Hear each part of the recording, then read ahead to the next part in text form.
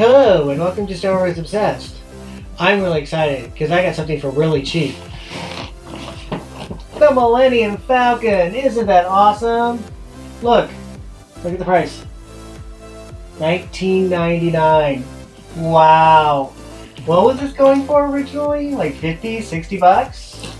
This is a really good price. I couldn't put it down. I could not pass it up. I had to get this. It comes with,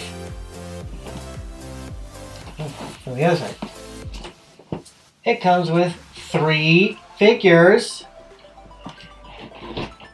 Take the figures out. Can the figures come out? Here they are. Chewbacca has this headpiece on it. Here's another Finn figure. This one has communication device. And another BB-8. There we go. Alright, there it is. The Millennium Falcon. Woo!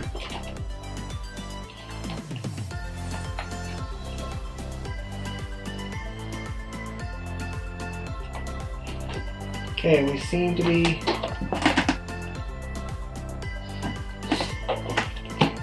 like we need something here, something there.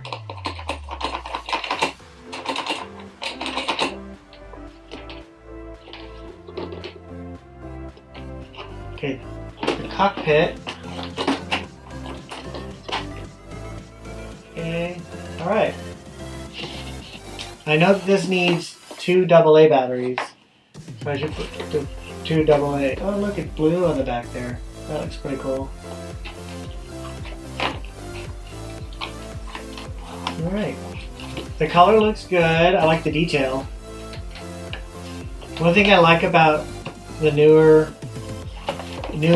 versions of these vehicles is that you don't have to put the stickers on, and most of the time they're not stickers, they're painted on. Because the stickers get old and they want to fall off. And this is more permanent. Alright. Let's see how this works.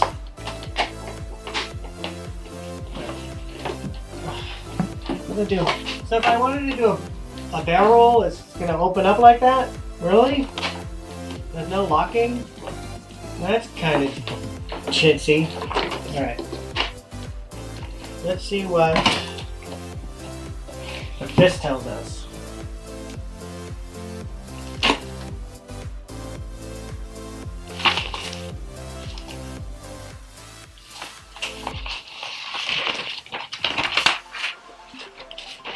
Stickers. Boy, was I wrong.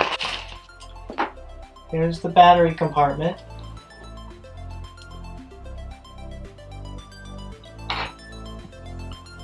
Here's the on-off switch. Okay, the batteries are in. Here we go. That's pretty cool. It has this interesting light effect on the back. Check that out. Hit the button.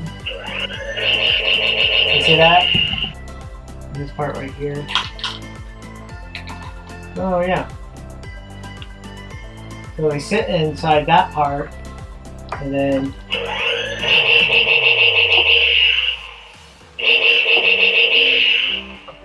it's pretty cool sound effects. Okay, this button right here triggers hyperdrive. Okay.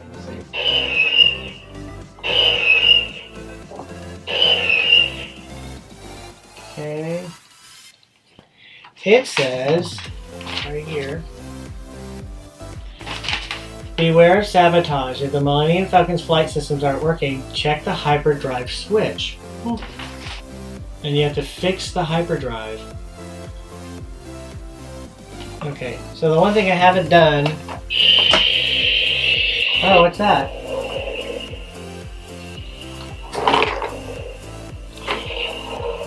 That's pretty cool. I don't know how that happened. Does it go to this?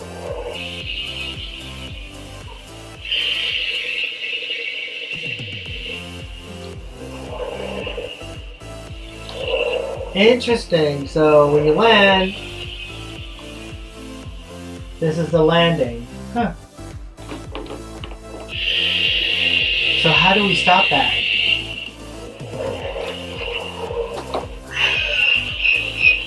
Oh no, the hyperdrive is bad! Ah! So we have to fix the hyperdrive.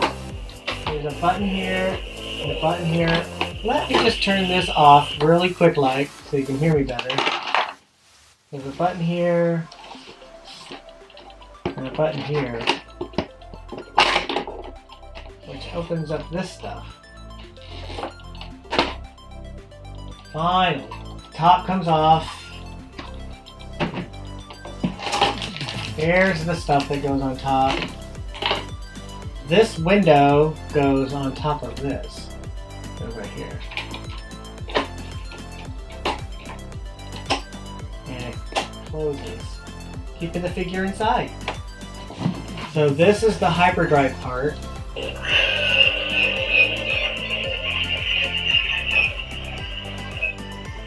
Let's see, does this work?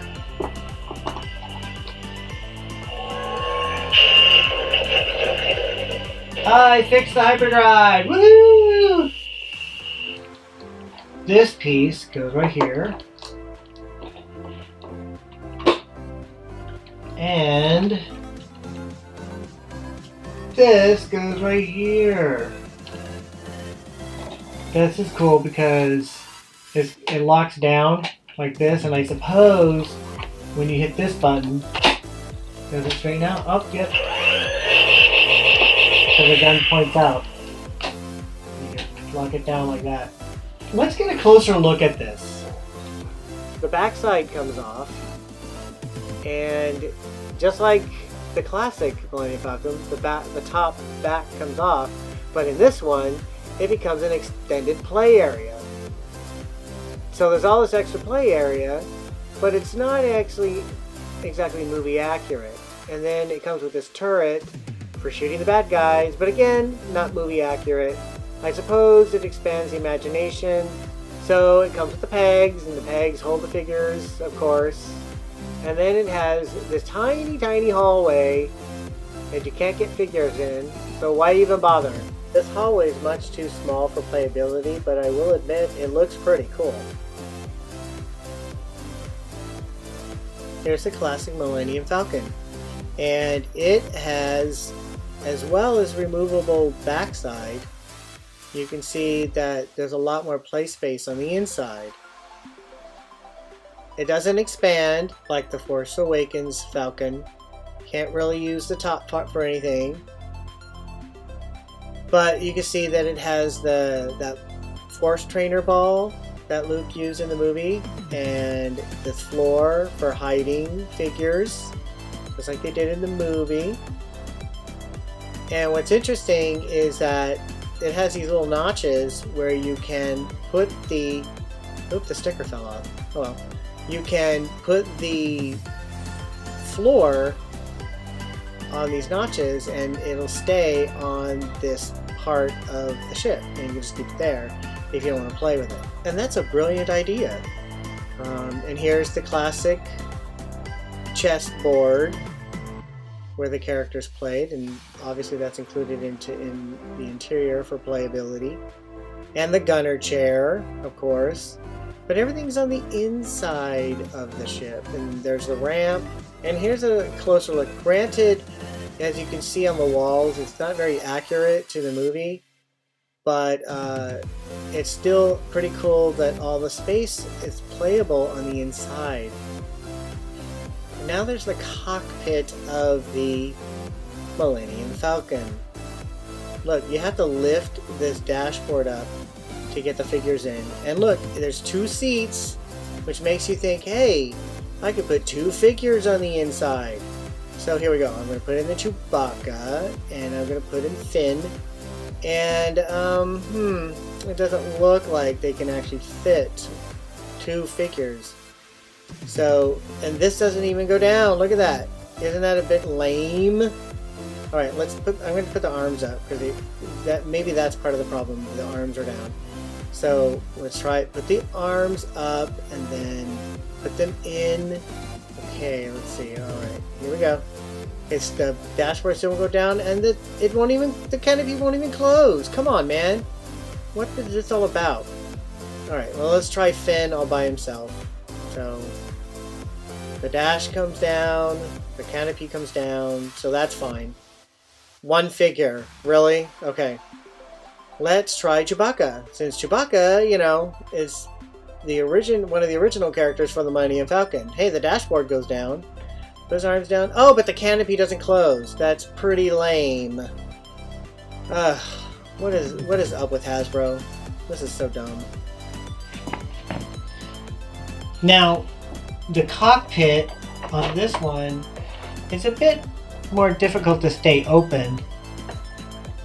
But if I remember correctly, both figures actually fit. So let's test it. There's Chewbacca. And there's Han Solo. The Millennium Falcon. And the cockpit. See? They fit inside the cockpit in the classic Millennium Falcon. They couldn't even be bothered to do that with the new one. Come on! Now, this Nerf stuff. The button for the Nerf stuff is right here. Okay, so press this button. Oh, that's a cool sound. Where did the Nerfs go? Do I have to pull it?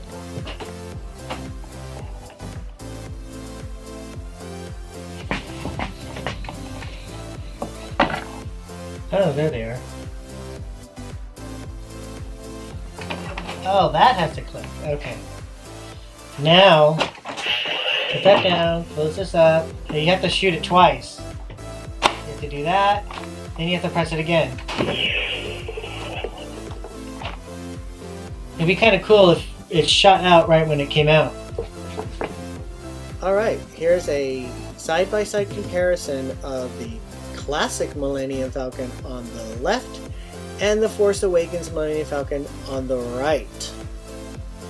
The Force Awakens Falcon looks slightly smaller than the classic.